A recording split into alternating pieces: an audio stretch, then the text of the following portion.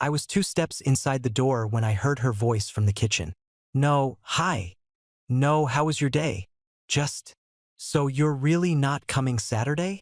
I dropped my keys on the table and peeled off my work boots, every part of me sore and stinking of diesel. Can we not do this tonight, Claire? That Thursday had been hell. I was under an old Peterbilt all day, laying in oil, wrestling with rusted bolts in the Tennessee heat. My back was killing me. All I wanted was a beer and the couch. She followed me into the living room, arms crossed, that look already on her face. You don't even care. I told you about this dinner party for weeks. It's your coworker's birthday, I said, grabbing a beer from the fridge. I don't even know the guy. She rolled her eyes hard. It's not about him. It's about us. You never want to go out. You never want to do anything anymore.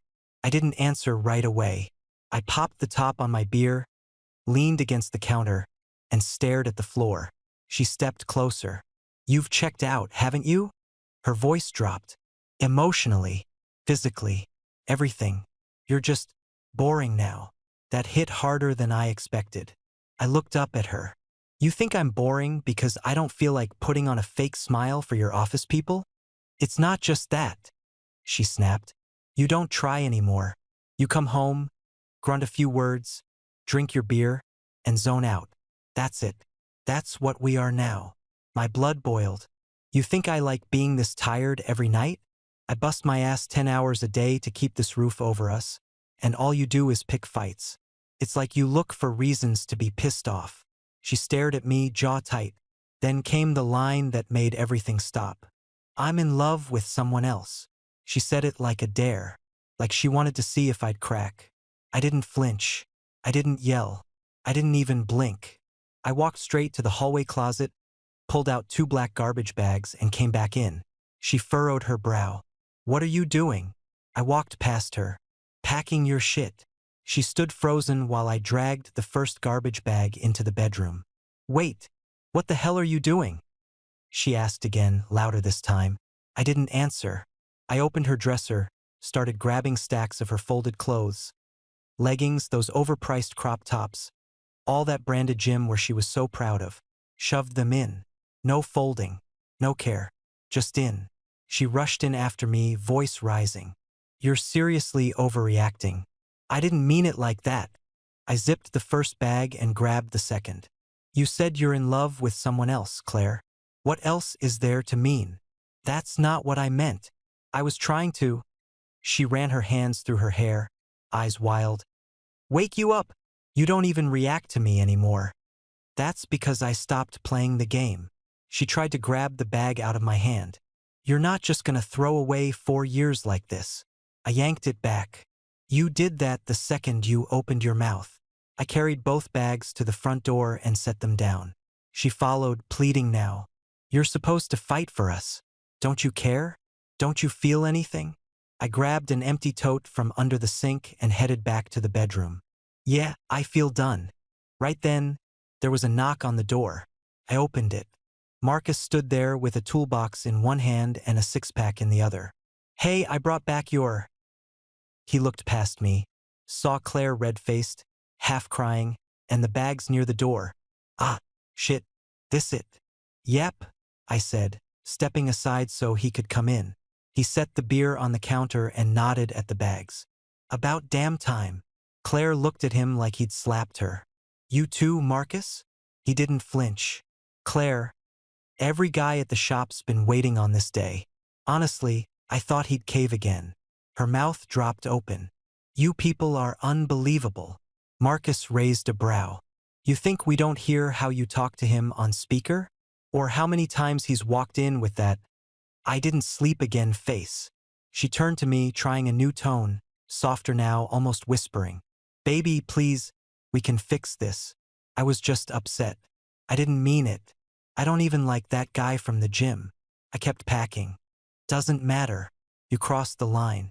There's no walking it back. Right then, our neighbor Carol stepped outside in her robe, holding a little dog and staring toward our open door. What's going on over there? She called out. Claire snapped. Nothing. Go back inside. Carol squinted. You finally kicking her out? Marcus stifled a laugh. I nodded. Yep. Carol grinned. Good for you, honey. We've been listening to her scream at you through the walls for months. My husband said if you didn't dump her soon, he was gonna do it for you. Claire's face went beet red. You've all been judging me? From the apartment upstairs, Kevin, the guy with the motorcycle, leaned over the rail. You were loud as hell, Claire. Not even mad he's booting you. She stormed back inside and started grabbing shoes from the closet, muttering to herself. Marcus leaned in. You want help tossing the rest? I shook my head. Nah, I've got it. Just needed someone to witness this circus. He laughed. I mean, I always knew she was intense. But damn. Claire came back with her arms full of stuff and hissed. You're enjoying this, aren't you? Nope, I said, grabbing her charger from the nightstand and throwing it in one of the bags. I'm just relieved I'm finally doing it. She stood by the door, clutching her shoes, tears now streaking her cheeks. You're gonna regret this. One day you're gonna miss me. I opened the door wide. Maybe, but not today. Marcus whistled low. Cold. I like it. Claire stood there a second too long, like she was expecting me to break. I didn't. When she finally stepped out, Marcus handed her the bags like he was helping a customer at the grocery store. Have a good night, he said, grinning. I shut the door before she could say anything else. Then I locked it. I barely got 4 hours of sleep before my phone started buzzing on the nightstand. It was still dark out. 3 unread messages from Haley, my sister. Haley, so, heard your girl slept in a Walmart parking lot. Haley, she called Mom. Mom said no. LMAO. Haley, bet she didn't see that coming. I rubbed my eyes and stared at the screen. No surprise there. Claire burned bridges like it was her hobby. While I was still waking up, another text came through. This one from Marcus. Marcus, bro, watch this. It was a link to a TikTok video. I tapped it. There she was, Claire, standing outside some apartment complex at night, clutching one of those black garbage bags I'd packed. Makeup smeared, face red and puffy, yelling through someone's Ring cam. I told him I was trying to get a reaction. That doesn't mean I don't love him, she sobbed, pacing in front of the door. He's supposed to fight for us.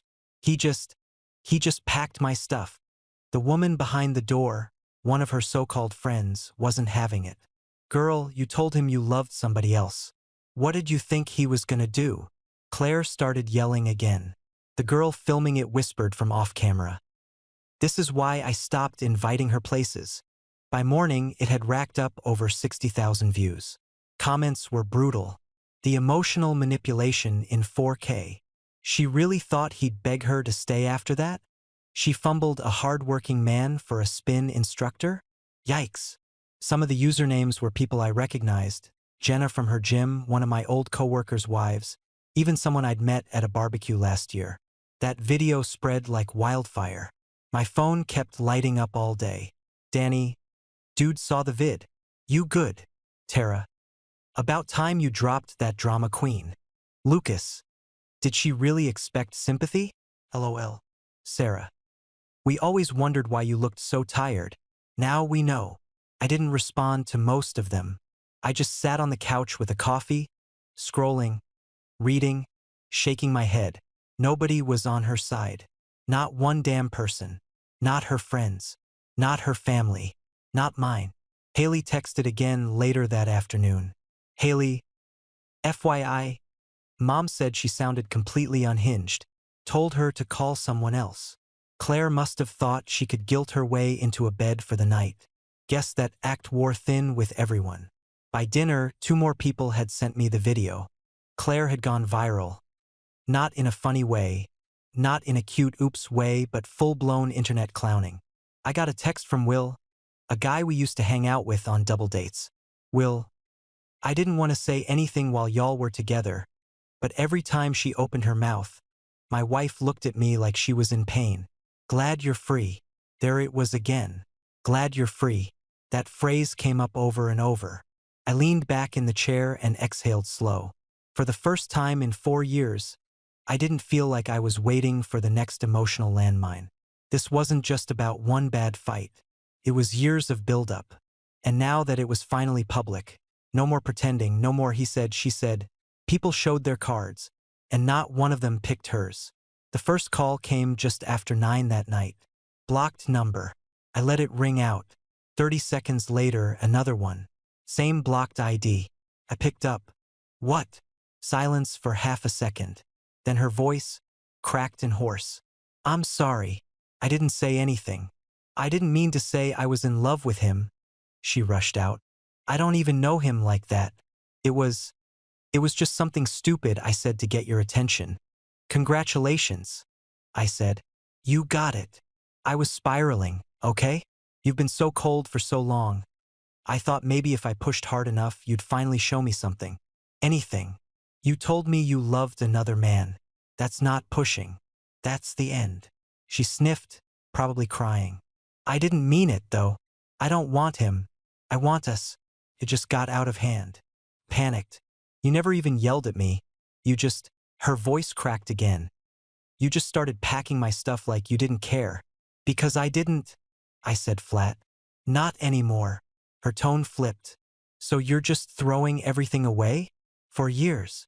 No. You did that. The second you made it a competition between me and some guy who teaches women how to pedal in place. He's not even... She cut herself off. It wasn't real. He was just... there. I never touched him. I just flirted to get under your skin. Well, mission accomplished. She tried again. Can't we just talk? Face to face. You know this isn't us. You know it. I shook my head even though she couldn't see it. This is us. You yelling, twisting things, acting like your mess is my fault. That's who we've been for a long time. I'm not the villain here, she snapped, voice getting sharper. You've been emotionally shut down for months. You never made me feel wanted.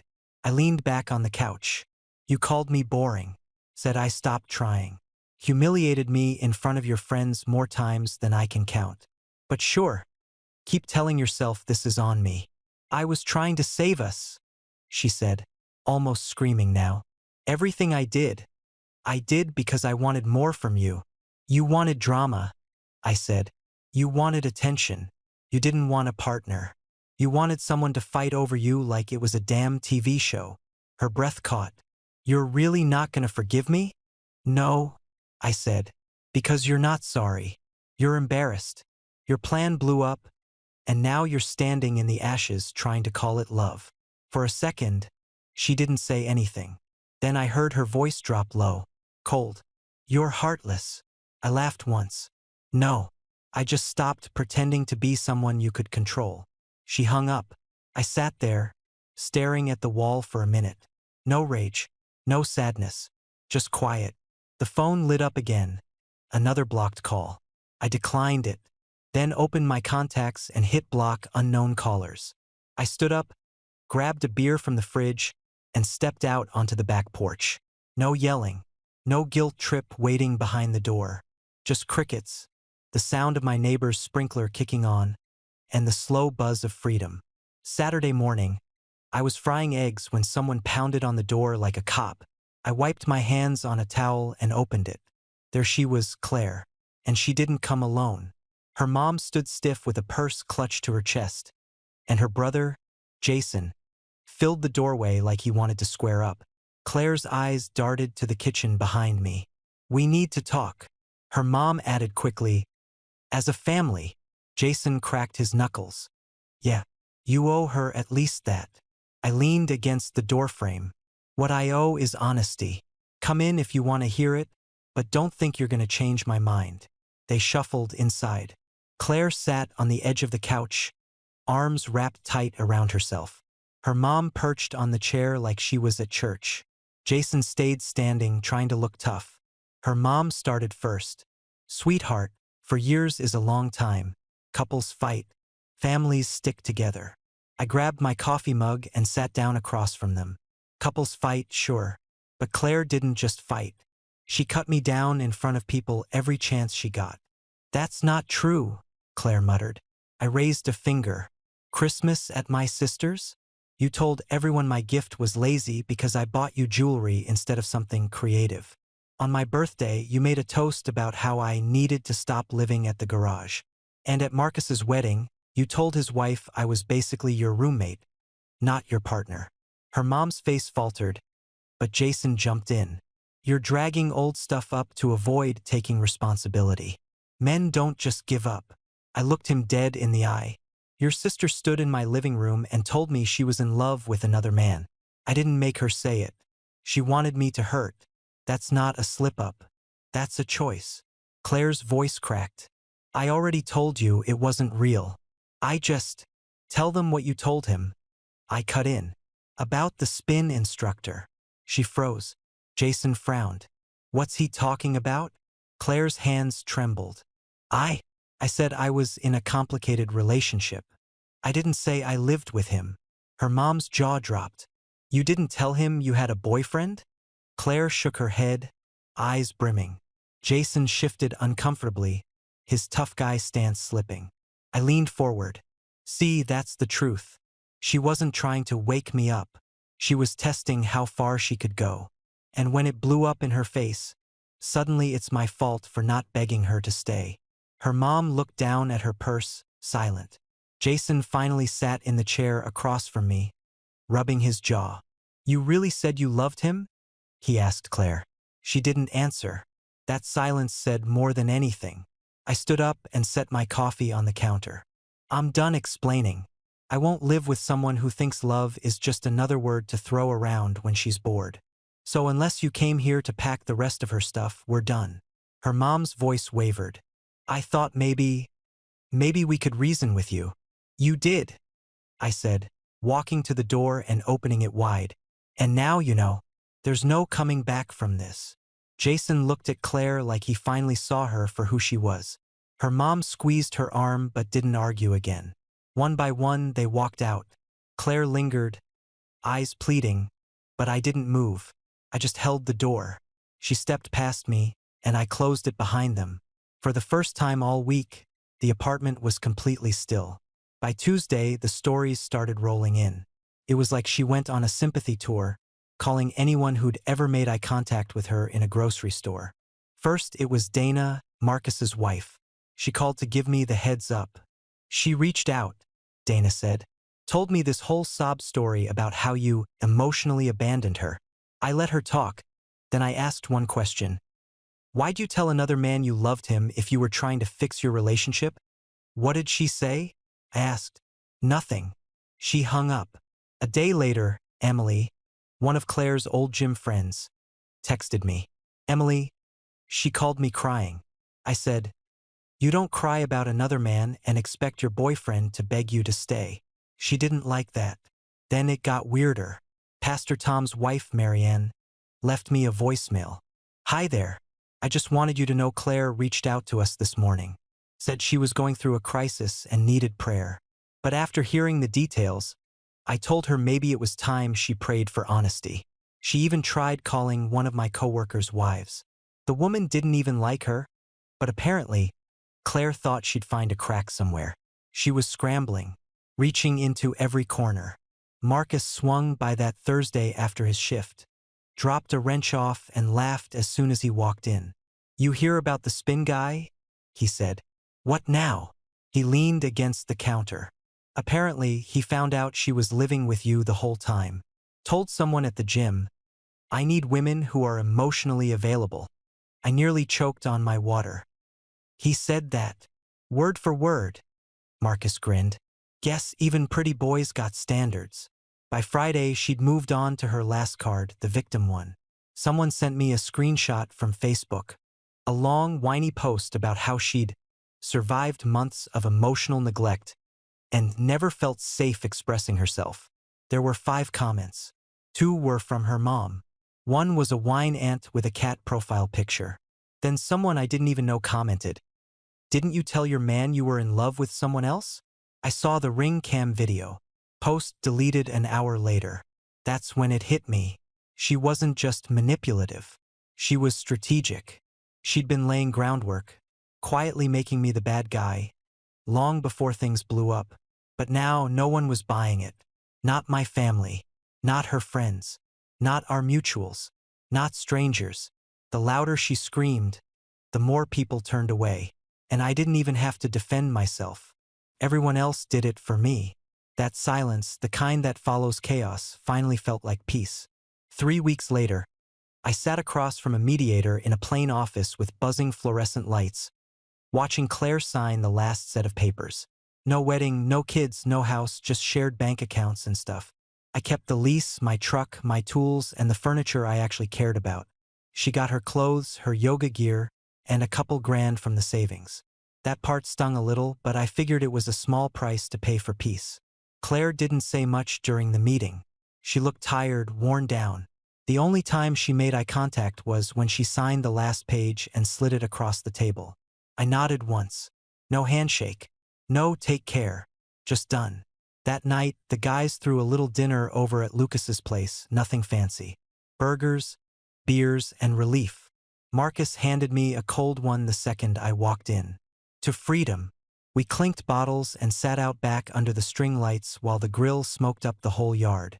Will cracked a joke about how Claire once corrected the waiter at his anniversary dinner because she didn't like the pronunciation of bruschetta. Everyone laughed.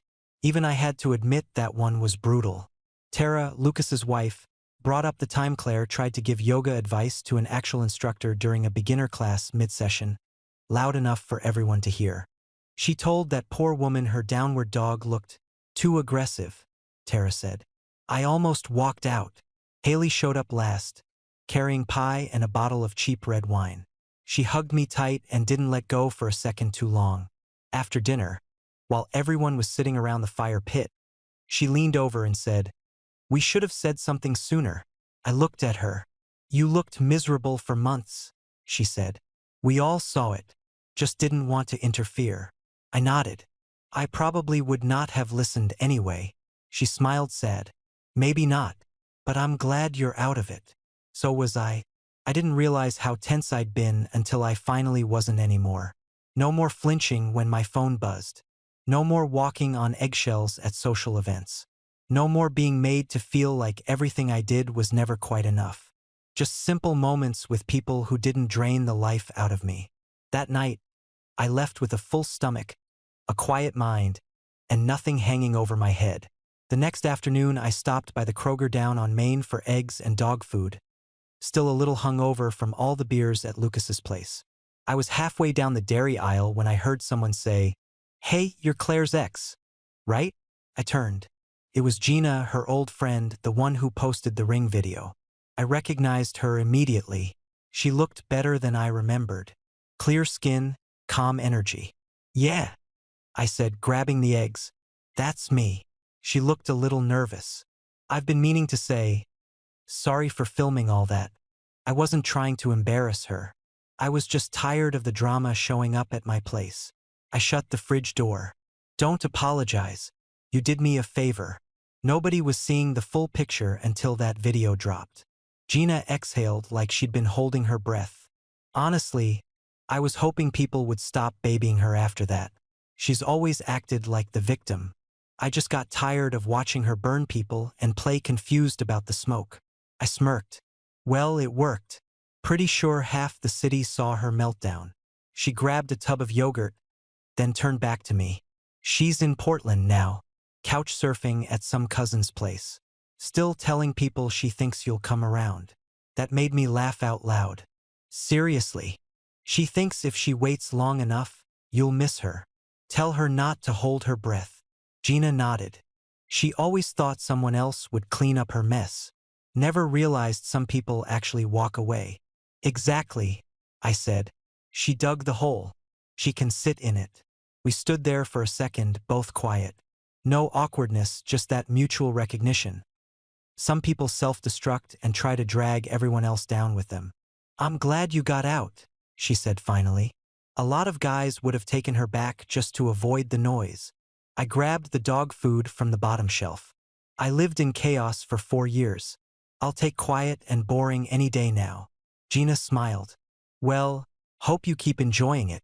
"Trust me," I said, tossing the bag in my cart. "I am." I nodded once, gave her a half smile, and pushed the cart toward checkout. Not a single part of me looked back. I was sitting on the couch watching the Titans game when my phone buzzed. Haley, burgers on the grill. Come hungry. I grabbed my keys, threw on a hoodie, and drove over. No tension. No needing to ask permission. No fake smiles or side eyes waiting for me when I walked in the door. The backyard was already full when I got there. Cousins, a few neighbors, some of Haley's friends I'd known since high school. My brother-in-law handed me a beer before I even said hi. Glad you made it, man, he said. You look good. Feels good, I said. We stood by the grill talking about football, truck parts, nothing serious. A couple kids ran by with squirt guns. Someone dropped a plate of corn on the deck and got roasted for it. It was just easy. A few months back, this same scene would have made me anxious. Claire would have found something to hate. Too hot, too loud, too many people. She'd have picked a fight on the drive over and made me sit through dinner pretending everything was fine while my stomach twisted into knots. Now, I just ate, laughed, and didn't flinch when my phone rang. I sat with Haley after dinner, both of us picking at the last bowl of pasta salad. She nudged me with her elbow. Kinda wild, huh? What is? You almost gave her more years. Maybe forever. I nodded slow. Yeah, I was real close. The sky was orange and soft with that late evening calm, and all I could think about was how lucky I was that she finally said the quiet part out loud. She could have dragged it out, kept playing nice in public, breaking me down in private. I might have kept holding on, trying to fix it, trying to earn her love. But instead, she exposed herself. And everyone saw it. Friends, neighbors, family, hell, the whole damn internet. And now I lived without explaining myself, without apologizing for being tired, without checking the mood of the room before I opened my mouth. I was done with walking on eggshells, done with guilt trips, done being the only one trying. I wasn't angry anymore. I wasn't sad. I didn't want revenge or closure or anything else. Just peace. And I had it.